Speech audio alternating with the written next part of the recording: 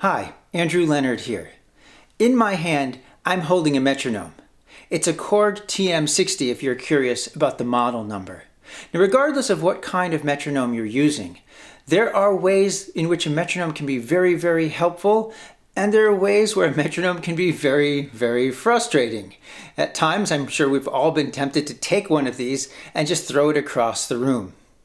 Now, before we take that kind of action, I'd like to give you two simple strategies for preparing yourself to use a metronome, which will hopefully save you some money not having to buy additional metronomes and improve your playing at the same time.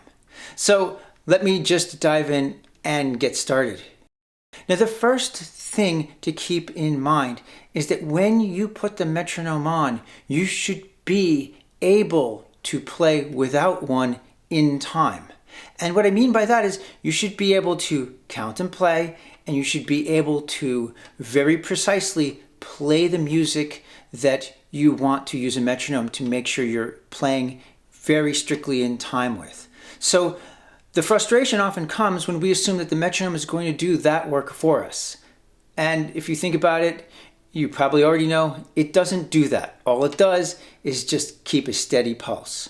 So the first one, and these are in no particular order, that the first one is you really need to know where the notes are that you're going to play and how you're going to play them. So if you're having any hesitations finding the notes with your hands when you're playing, that's going to cause you hesitation when you're trying to play in time with the metronome. So if you haven't sorted that out, don't expect the metronome to do it for you. The metronome can, of course, give you an opportunity to understand where your flaws are. If you think about it as a testing opportunity, you can gain a lot of information even if you can't play in time.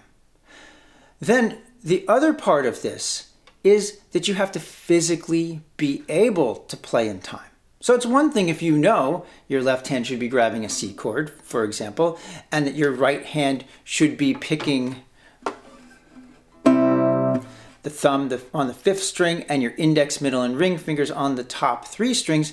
It's another thing to be able to get there precisely at the time you need to. So again, the metronome will help you learn whether you really are being honest with yourself and saying, yeah, I can do this. This is not a problem. Or for you to be saying, actually, I thought I was better than the metronome results are really telling me. I've got a little practicing to do. So that's the first part. Now the second part is counting and playing in time. So one thing that I've noticed is that when I ask students, or when I do this myself, count and play, don't even put a metronome on, just count and play, that my counting goes in and out based on how well I know the rhythm.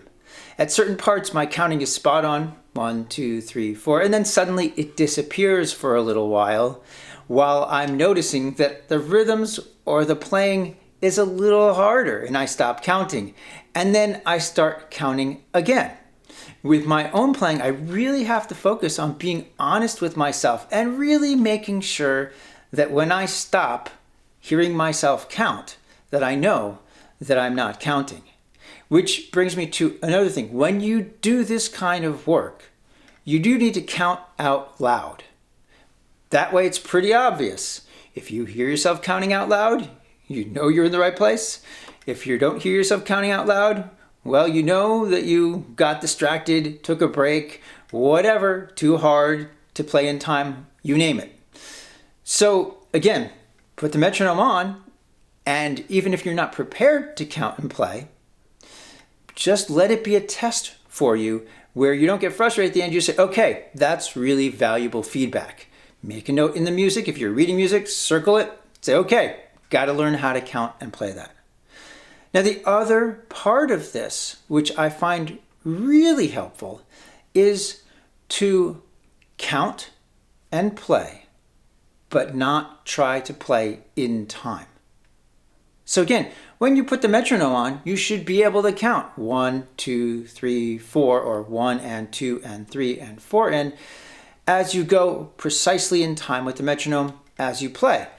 But if that's the weak link in your ability, then just focus on everything else which you can do really well, but take your time. Pause, add in the counting as you need it, 1 and 2 and 3, etc. And allow yourself to link the counting with all of the playing, but not focusing on playing in time. I have found this to be an incredibly simple yet effective way to work on my own and work with students. And once we take a step back and realize that the metronome is the final part of the solution. But first there's some other practicing and solving of things that we need to do. Once you step back and realize that, then it kind of provides some freedom for you to just acknowledge that you have a little practicing to do, and it's not a big deal. Again, the worst thing you can do is put the metronome on, not knowing that any one of these things, one or more that is, are causing you problems, and expecting that the metronome is going to immediately solve them for you, and then turning it into frustration because you're having trouble playing with the metronome. So once you flip it around and you deconstruct all the different parts of what you need before you turn on the metronome, you have a very valuable way of improving your playing, getting feedback when you turn on a metronome, and then ultimately being prepared to play with a metronome successfully. So I hope this helps. If you like the video, leave a comment below. And of course, happy practicing, and here's to playing with ease.